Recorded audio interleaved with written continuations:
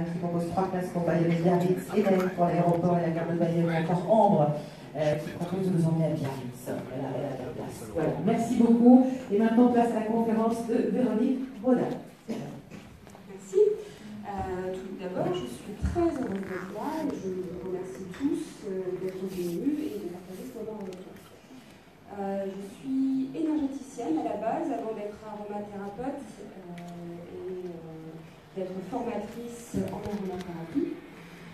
Donc aujourd'hui, j'avais envie de vous partager les hydrolats sur un plan relativement général, sur mon expérience, mais sur un plan aussi énergétique et vibratoire. Parce que pour moi, dans ma pratique, et je pense que dans une pratique d'une médecine future, l'aspect vibratoire est important et à prendre en compte. Donc pour l'instant, je voulais commencer par quelques généralités sur les hydrolats. Alors, les hydrolats ont une histoire qui est aussi vieille que les huiles essentielles, même s'ils ont été délaissés au profit de ces dernières, parce que ce sont des produits qui étaient plus concentrés, donc plus pertinents pour certains. Donc, on retrouve pour l'histoire des premières distillations 6 000 ans avant notre ère en Mésopotamie. On sait que les Égyptiens utilisaient déjà des huiles essentielles pour l'harmonie. On sait que la distillation a été utilisée en Grèce, dans la Rome antique, que c'est arrivé chez nous au 1er millénaire. On sait aussi que les eaux florales et les hydrolats étaient très à la mode au XVIIIe siècle, au siècle des parfumeurs, où on dénombrait pas moins de 200 références d'hydrolats. Et puis tout ça a été un petit peu perdu, un petit peu passé de mode au profit de ces huiles-là essentielles, qui étaient bien plus concentrées, donc bien plus efficaces pour certains.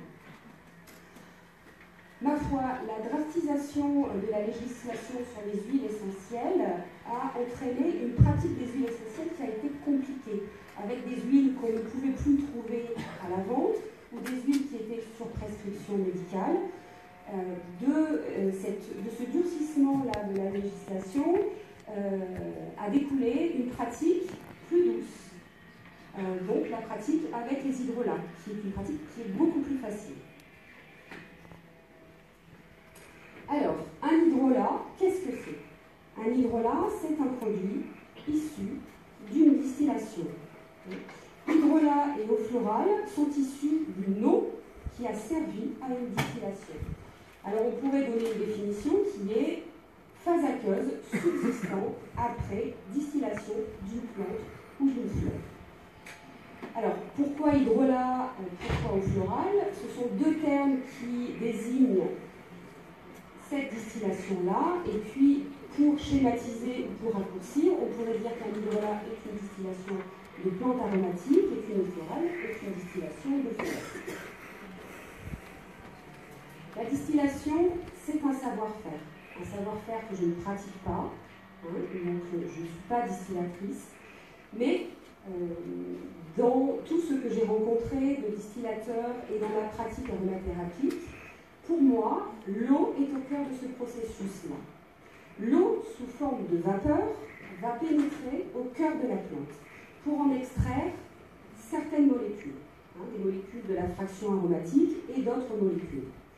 Ce processus, qui est pour moi quasi alchimique, nécessite des conditions particulières qui, bien évidemment, devront être les meilleures possibles pour avoir un produit de qualité vibratoire la meilleure.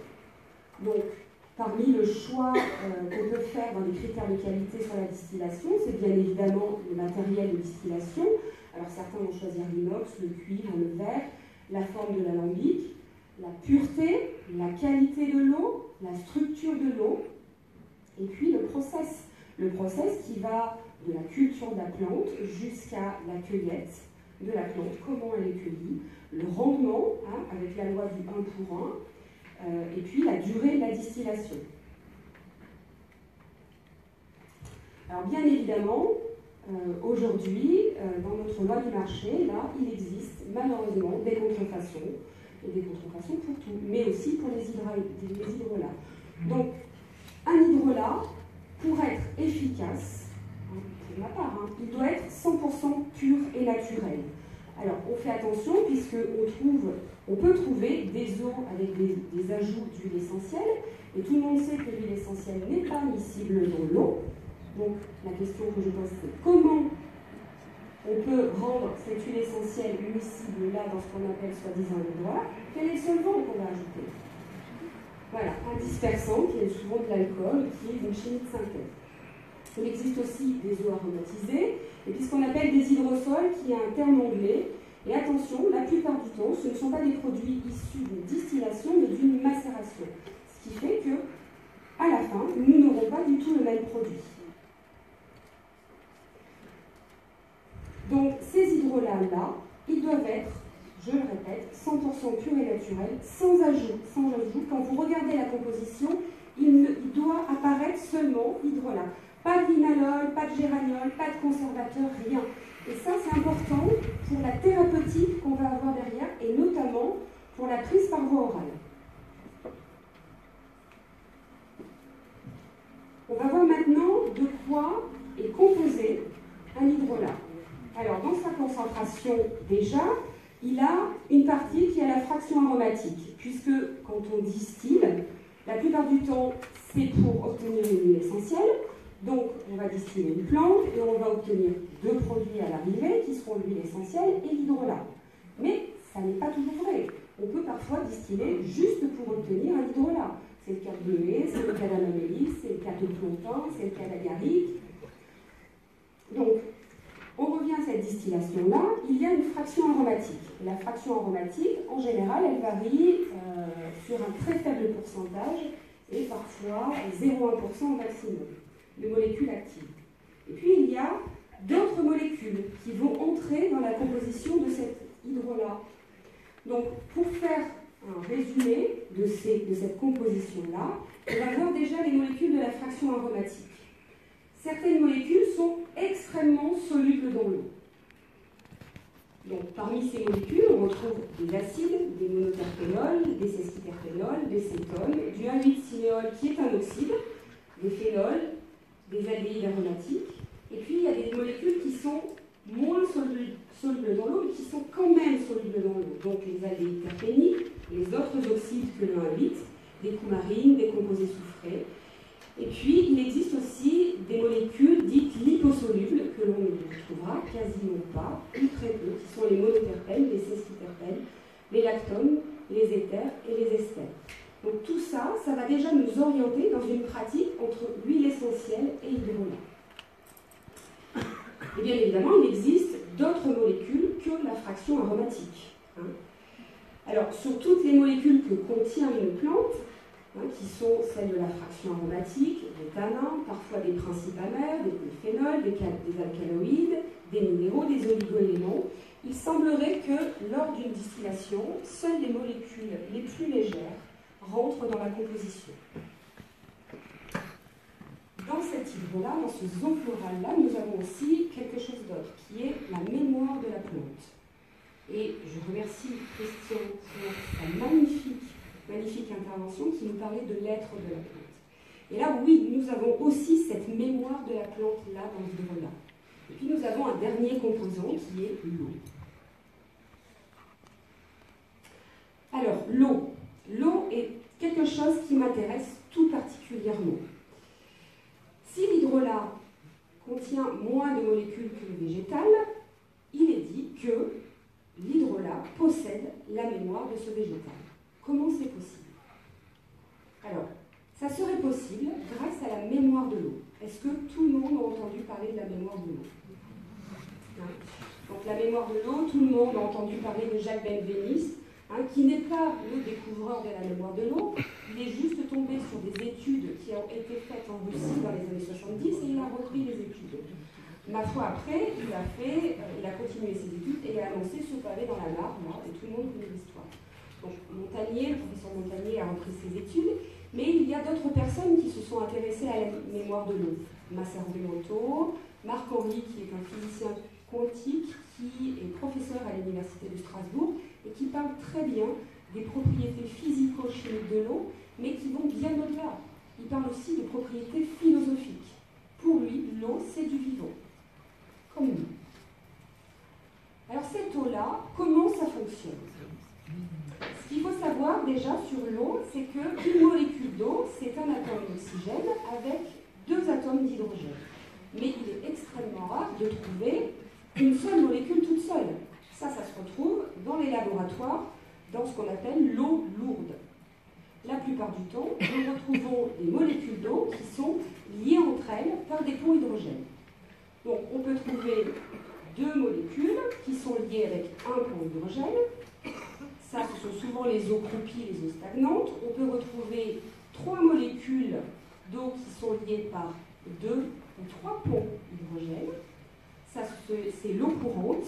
Et puis, on commence à avoir une eau structurée à partir de 4, 5, 6 molécules qui se regroupent par des liaisons d'hydrogène. Ce qu'il faut savoir aussi, c'est que une eau qui est structurée devient une eau cohérente. Une eau cohérente, c'est une eau qui contient des domaines de cohérence. Et l'eau, sous toutes ses formes, contient des domaines de cohérence. Donc sous sa forme vapeur, sous sa forme liquide, solide, sous sa forme interfaciale, sous sa forme morphogénique, l'eau contient ces domaines de cohérence-là. Et ces domaines de cohérence sont des espaces de stockage de l'information. Ces espaces de stockage-là pourraient être une explication sur le fait que l'hydrolat contient la mémoire de la plante.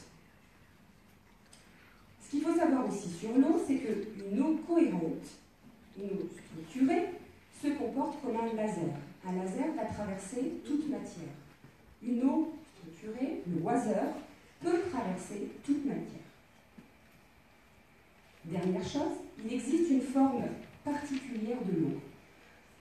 Tout ce qui est vivant est hydraté. Toute matière vivante est hydratée. Nous sommes tous des aquariums, en fait. Les aquariums sur pattes, les aquariums sur racines, les aquariums sur flagelles. Nous sommes tous des aquariums. Et ça devient évident quand on raisonne en nombre et pas en masse. Si on raisonne en masse, nous sommes constitués de 70% d'eau. Si on raisonne en nombre, on est constitué de 99% d'eau. Donc, cette eau, elle est primordiale dans le vivant et elle est primordiale dans la distillation de l'hydrolat. Vous avez 2 schémas là, si vous arrivez à les voir, en bas avec une eau qui n'est pas structurée et en haut une eau qui est structurée, cohérente, avec une structure hexagonale.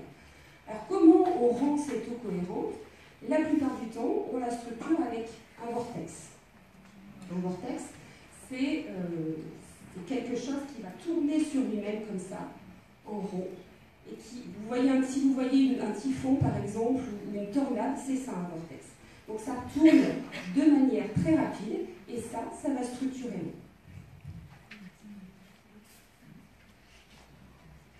l'eau. Donc cette eau-là peut rentrer dans les critères de qualité d'un hydrolat, dans sa distillation, dans son choix et de l'achat. Mais ce ne sont pas les seuls critères de qualité. Il y a aussi la culture de la plante, la cueillette, comment elle a été élevée, son biotope, et puis la distillation, l'intérêt que met le distillateur dans sa distillation, le matériel qu'il a choisi, est-ce que c'est une autre source? Et puis le choix du rendement aussi, où normalement le rendement devrait être la loi du 1 pour 1, c'est-à-dire que pour 1 kg de matière, on va distiller 1 litre d'hydrolat. Et on sait que parfois, c'est plus, pour des raisons économiques. Et puis la labellisation peut être un critère de qualité, mais ça n'est pas obligatoire. Il vaut mieux pour moi une culture bio que plutôt un label bio. On n'est pas obligé d'avoir un label. Et puis aussi l'étiquetage. Il faut un étiquetage sérieux, conforme, avec un maximum d'informations qui sont par exemple la dénomination de la plante en latin, la dénomination de la plante en vernaculaire, la partie qui sera distillée, l'origine, les dates de péremption, le chémotype s'il y en a un. Un hydrolat, ça se conserve, mais ça se conserve sous certaines règles. Alors, une des premières règles, c'est le flacon opaque. Une des deuxièmes règles, ce sont des conditions normales de conservation, à l'abri de la lumière, à l'abri des écarts de température. Puis, une fois quand l'hydrolat n'est pas ouvert, on a coutume de dire qu'il peut se conserver 1 an et demi. avant l'ouverture et puis 3 mois après l'ouverture. Pour cela, il faut le conserver au réfrigérateur. J'ai une notion, moi, que des hydrolats avec une eau structurée, distillée avec une eau structurée, se conservaient plus longtemps. Parce que les eaux structurées ont tendance à se conserver plus longtemps et à ne pas croupir. Il faut savoir aussi que les hydrolats qui contiennent des monoterpénols et des phénols auront tendance à se conserver plus longtemps puisque ces molécules, là, phénol et monoterpénol, ont une action antibactérienne naturelle. Alors, 2 astuces pour les conserver une fois que vous les avez ouverts. Vous pouvez, une fois que votre flacon est moitié vide, le transvaser dans un plus petit flacon et comme ça vous allez éviter une oxydation accélérée. Ou alors, vous pouvez tout à fait mettre une trace d'huile essentielle correspondante qui aura un effet filmogène et antibactérien.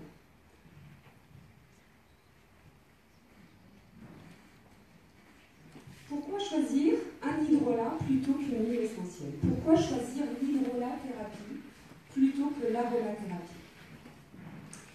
Les huiles essentielles sont des produits qui sont très pertinents, sont des produits qui sont très concentrés et sont des produits qui ont une efficacité redoutable. Par contre, elles ont leurs limites. Une huile essentielle ne contient que la fraction aromatique de la plante. Et puis, les huiles essentielles ont, pour certaines, des toxicités hépatiques, des toxicités rénales, des dermocausticités, des toxicités neuronales. Et puis certaines huiles essentielles ont des contre-indications, par exemple, comme l'épilepsie, les pathologies hormonodépendantes. Et d'autres ont des restrictions d'usage, ou chez les enfants en bas âge, nous ne pourrons pas les utiliser, chez les personnes qui ont des pathologies auto-immunes, parfois sur certaines crises. L'avantage avec les hydrolats, c'est qu'ils ne contiennent qu'une petite partie de cette fraction aromatique, donc nous pourrons les utiliser avec plus de souplesse. Il n'y aura quasi aucune restriction, pas de contre-indication. La souplesse va pouvoir s'étendre chez les enfants, chez les femmes enceintes, pour une pratique vétérinaire. On sait que, par exemple, dans la pratique vétérinaire, les huiles essentielles ne peuvent pas être utilisées chez les chiens, certaines, et encore moins chez les chats, parce qu'ils n'ont qu'une voie d'élimination hépatique, et que les phénols, qui sont extrêmement hépatotoxiques, ne peuvent pas être utilisés chez les chats et chez les chiens, et encore moins chez les nacs. Donc, les hydrolats sont une alternative à cette pratique vétérinaire et cette pratique aromathérapie. Comment on peut utiliser les hydrolats? Alors, les hydrolats, on peut les utiliser, j'ai coutume de dire, de toutes les manières possibles. Mais vraiment de toutes les manières possibles.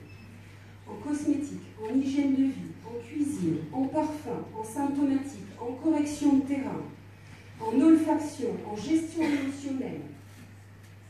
Alors, il existe de nombreuses voies d'application. La voie orale qui pourra, par exemple, traiter des symptômes, corriger des terrains, faire des cures de nettoyage.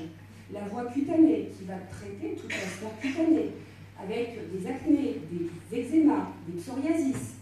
La voie respiratoire qui va surtout traiter la gestion émotionnelle et la gestion du stress.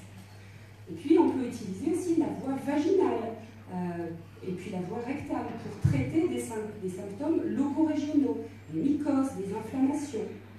Et une dernière voie d'application qui est la voie vibratoire aussi, qui est peut-être ma voie préférée. Alors, quelques utilisations possibles, quelques exemples par voie orale. On peut tout à fait, et là c'est la saison, nettoyer son foie. On n'est pas obligé de nettoyer avec des tisanes ou des extraits de plantes. Il existe aussi l'alternative avec les hydrolats. Et donc, par exemple, on peut très bien faire une cure de 21 jours d'un hydrolat de romarin à verbenone à boire. Alors, pour la posologie, j'ai coutume de dire 1 à 3 cuillères à soupe pour un adulte dans 1 litre d'eau à boire tout au long de la journée. Alors, je préfère cette posologie-là parce que l'information est diffusée dans le corps tout au long de la journée. Excusez-moi, Véronique, 3 cuillères à soupe ou à café?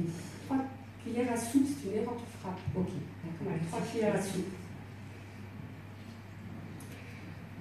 Pour corriger un terrain, on pourra utiliser aussi la voie orale. Quand nous avons des problèmes de retour veineux, j'ai souvent vu le cas en aromathérapie où on m'a dit « j'ai un syndrome de Raynaud, comment je peux faire avec les huiles essentielles ?» Alors oui, on peut faire des synergies avec les huiles essentielles, effectivement. Pour moi, il est extrêmement compliqué de se badigeonner les mains et les pieds toute la journée et de garder les huiles essentielles sur les mains et les pieds. Donc, je préfère leur dire, pensez aux hydrolats. Prenez des hydrolats par voie orale et comme ça, vous aurez une autre voie d'abord et vous n'aurez pas les inconvénients de l'utilisation des huiles essentielles sur les doigts ou les accidents bêtes qui arrivent tellement en formation. Je suis passée sur les doigts, je me gratte les yeux, ça brûle. Donc par exemple, pour traiter ce problème de retour veineux, il existe l'hydrolat de cyprès toujours vert. J'aime bien aussi, moi, prescrire l'hydrolat d'hélicryse, alors qui fait des merveilles sur les bleus. Mais l'hélicryse a cette particularité de tout faire circuler.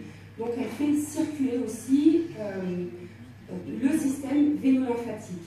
Et elle rentre très bien en synergie avec cyprès. Donc je les mets en général toutes les deux. Cyprès pour vraiment drainer et activer ce retour veineux, et puis hélicryse pour que ça augmente cette circulation.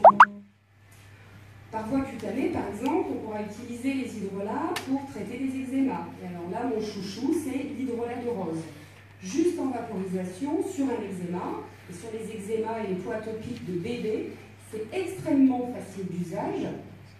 Juste quelques sprays, et on a vu des guérisons en quelques jours. Alors bien évidemment, sur les thérapeutiques, pour moi, dans ma pratique, il faut toujours s'intéresser à l'histoire du patient et au sens de la maladie. Un eczéma, c'est bien, mais si on ne s'intéresse pas à savoir pourquoi l'eczéma est là, ou pourquoi le syndrome de retour veineux est là, ou pourquoi le foie est engorgé, alors bien évidemment, le foie il peut être engorgé par une alimentation trop riche. Mais il y a peut-être autre chose, il y a peut-être un sens à tout ça. Alors, l'eczéma, par exemple, chez les enfants, c'est une séparation qui est mal vécue. Et on sait que Rose, dans son message, dans le message de la plante, dans le message de l'huile, Rose, c'est l'amour, c'est la bienveillance. Donc, c'est aussi un facteur supplémentaire à l'aspect moléculaire. C'est la plante là. C'est cette mémoire de la plante, c'est, comme disait Christian, c'est l'être de la plante. C'est ce totem de la plante qui va rentrer en jeu. Pour la voie respiratoire et la voie olfactive, on pourra utiliser des hydrolats qui ont une action sur la gestion du stress. Donc moi, mes chouchous sont camomille, qui a une forte affinité avec les personnes qui sont hypersensibles ou hyperperméables émotionnellement. Et donc, dans ces cas-là, on peut tout à fait prendre un flacon, le déboucher, le respirer. Et je suis assez d'accord avec le processus de Christian, puisque c'est souvent ce que je pratique, c'est rentrer à l'intérieur de son être, rentrer dans sa propre intériorité, là, et faire corps, faire connaissance, faire une rencontre nouvelle à chaque fois avec cette odeur-là, avec cette camomille, par exemple, cette camomille noble, et qu'est-ce qu'elle m'apporte là, maintenant? Qu'est-ce qu'elle fait? Qu'est-ce qu'elle fait à l'intérieur de moi? Alors, d'autres hydrolats pour traiter la gestion émotionnelle peuvent être lavande, par exemple, qui est une grande harmonisatrice émotionnelle. Les roses, néroli, autrement appelées fleurs d'oranger aussi, sont des harmonisants émotionnels. Et puis, il existe d'autres voies d'application, donc on l'a vu tout à l'heure, la voie vaginale, par exemple, où on peut faire des lavements, des irrigations, pour traiter des mycoses récidivantes. Donc on peut tout à fait utiliser des hydrolats de laurier noble, des hydrolats de géranium, de lavande, des hydrolats de fragonia. Si les mycoses sont récidivantes, on pourra utiliser un hydrolat un petit peu plus fort, avec des phénols, un hydrolat de clou de girofle par exemple, parce qu'on sait que sur les mycoses récidivantes, parfois il faut décaper avec un phénol. Et dans ces cas-là, derrière, on refera toujours la flore vaginale. Et puis pour les irrigations coléniques également, on pourra traiter des symptômes comme des saignements, des rectocolites hémorragiques, avec des irrigations de cyste ou de géranium qui sont hémostatiques.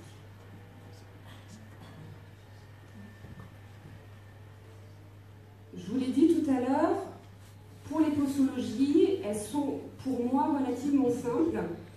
Elles vont pour l'adulte de 1 à 3 cuillères à soupe. Donc, 3 cuillères à soupe, c'est vraiment quand la symptomatologie est relativement lourde et on va traiter pendant quelques temps. Et puis si on veut vraiment travailler en informationnel, 1 cuillère à soupe suffit dans 1 litre d'eau tout au long de la journée. On sait que comme en principe homéopathique, parfois plus l'information est subtile, plus elle est prégnante. Pour les enfants, on va baisser la posologie et là on passera de 1 à 3 cuillerées à café par jour. Et pour les enfants, on peut tout à fait traiter les poussées dentaires, par exemple, avec une calomynome, par voie orale. Et de ce fait, non seulement on va les calmer leur poussée dentaire, mais on va aussi calmer leurs spasmes intestinaux quand ils ont la période des coliques. On pourra utiliser aussi les hydrolats pour la gestion émotionnelle et pour la gestion du stress. On pourra les utiliser en bain. Et donc, dans ces cas-là, on pourra verser 30 à 50 ml d'hydrolat dans une baignoire avec une eau. Alors, ça dépend de la température. Si l'eau est plutôt tempérée à fraîche dans les 26 degrés, on va plutôt avoir une action sur le muscle. Si on ramène l'eau au-delà de 30 degrés, on va avoir une action de détente. Et puis, si on a une eau beaucoup plus chaude, à 38-39, on a aussi une grosse action de détente, mais on a une ouverture des pores et une pénétration de la fraction moléculaire des hydrolats par la voie cutanée, ce qui peut aussi être intéressant. Et puis, ma pratique s'oriente de plus en plus vers une utilisation énergétique de l'hydrolat. Les huiles essentielles aussi, puisque je le pratique beaucoup, hein.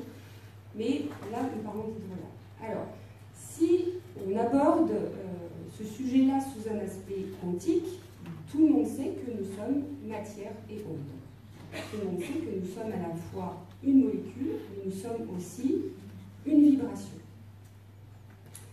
Et que dans la création, tout est vibration finalement. Si tout est vibration, tout a un taux vibratoire qui lui est propre. Nous avons un taux vibratoire, les huiles essentielles ont un taux vibratoire, les plantes ont un taux vibratoire, les pierres ont un taux vibratoire, les hydrolats ont un taux vibratoire.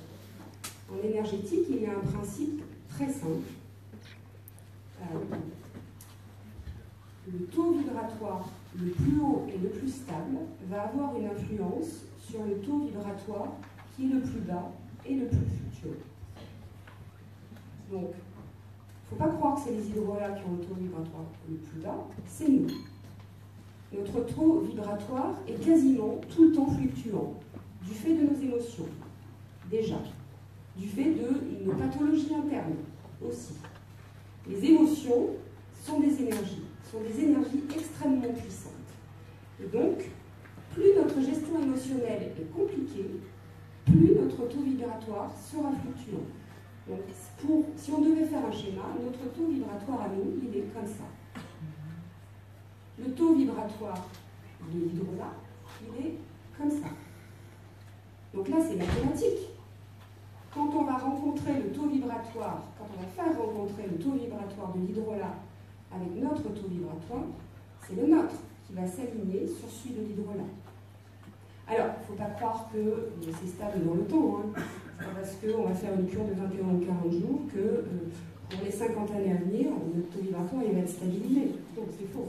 Le taux vibratoire, par essence, ça varie, surtout le nôtre.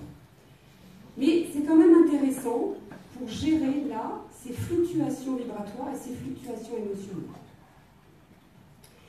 Et puis, quand nous rencontrons l'hydrolat, il y a deux eaux qui se rencontrent. Deux eaux. Il y a l'eau de l'hydrolat, et puis ce avec quoi elle s'est chargée, sa fraction moléculaire, et cette mémoire de la plante là. Et cette eau-là va rencontrer le neutron morphogénique. Je vous l'ai dit tout à l'heure, on est tous des aquariums. On est constitué, sur un point de vue du nombre, de 99% de molécules d'eau. Qu'est-ce qui va se passer là?